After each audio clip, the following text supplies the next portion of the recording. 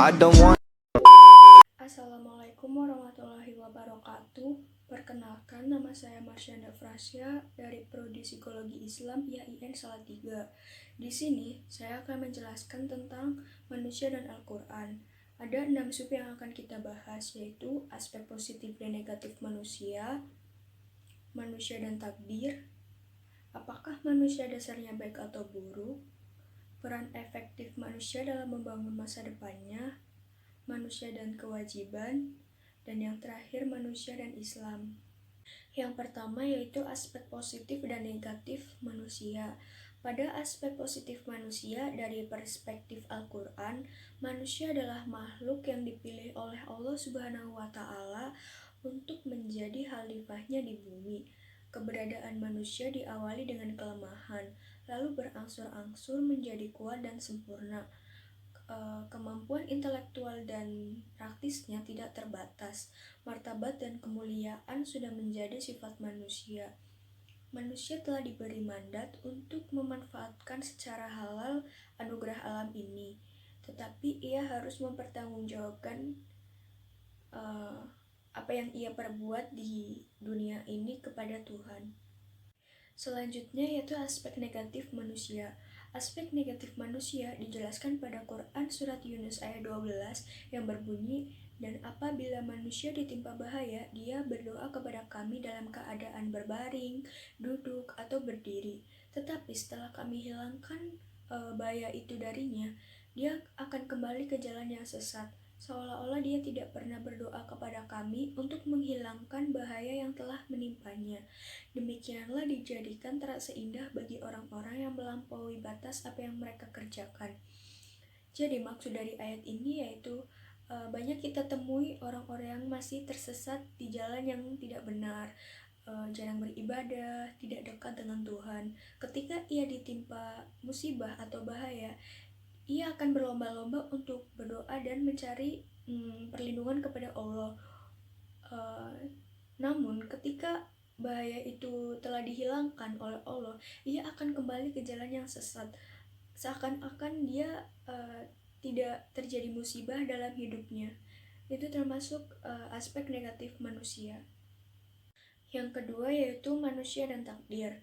Takdir memiliki dua bagian, yaitu kode dan qadar. Kode Tuhan tidak dipandang sebagai faktor yang membatasi kemerdekaan manusia. Adapun pembatasan yang dikenakan kemerdekaan manusia merupakan akibat keturunan, kondisi lingkungan, dan kondisi sejarah manusia. Begitu pula, apapun kemerdekaan yang dipunyai manusia itu juga telah diputuskan oleh Allah Subhanahu wa Ta'ala. Dia telah memutuskan agar manusia berakal, berkehendak, dan dalam bidang terbatas kondisi alam dan sosialnya, manusia cukup mandiri dari kondisi-kondisi ini, sehingga manusia bisa menentukan nasib dan masa depannya sendiri. Yang ketiga adalah apakah manusia pada dasarnya baik ataukah buruk. Al-Quran berpendapat bahwa secara potensial manusia mempunyai seluruh poin positif, dan poin positif ini mesti dikembangkannya. Manusialah yang mesti membangun dirinya. Syarat utama yang harus dipunyai agar manusia benar-benar berhasil merealisasikan kualitas-kualitas positif yang secara potensial dimilikinya ini adalah keimanannya. Keimanan melahirkan ketakwaan, amal soleh, dan usaha sungguh-sungguh di jalan Allah.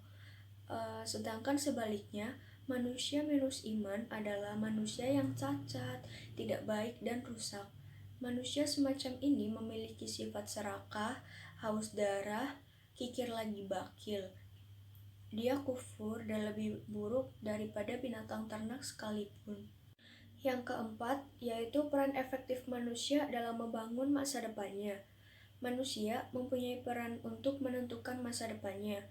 Peran manusia lebih efektif, lebih ekstensif, dan lebih luas dalam menentukan masa depannya. Peran yang sadar dan merdeka. Manusia sadar akan dirinya dan juga lingkungannya. Melalui kehendak dan daya pikirnya, manusia dapat memilih masa depannya sebagaimana yang dikehendakinya. Peran manusia dalam menentukan masa depannya ini terjadi karena dia memiliki 3 sifat khas, yaitu keluasan informasinya, keluasan hasratnya, dan manusia mempunyai kemampuan khusus untuk membentuk dirinya. Yang kelima yaitu manusia dan kewajiban. Manusia merupakan makhluk yang unik karena memiliki suatu bakat yang luar biasa untuk bertindak dalam kerangka serangkaian hukum konvensional.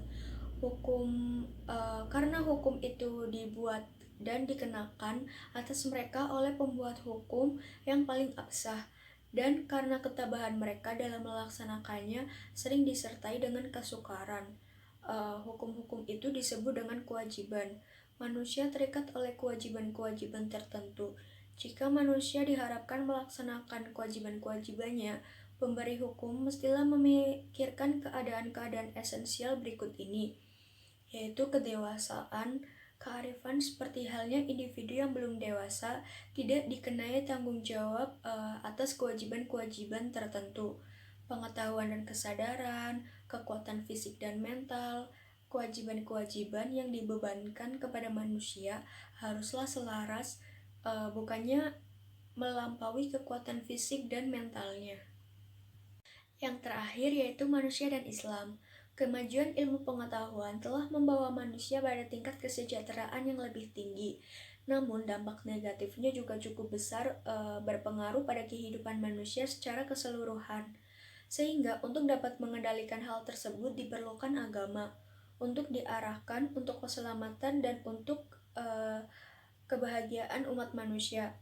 Agama sangat diperlukan oleh manusia sebagai pegangan hidup sehingga ilmu dapat menjadi lebih bermakna. Yang dalam hal ini adalah Islam.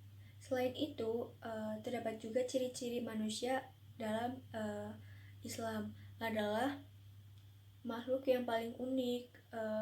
Manusia memiliki potensi. Manusia diciptakan Allah untuk mengabdi kepadanya. Manusia sebagai khalifah di bumi.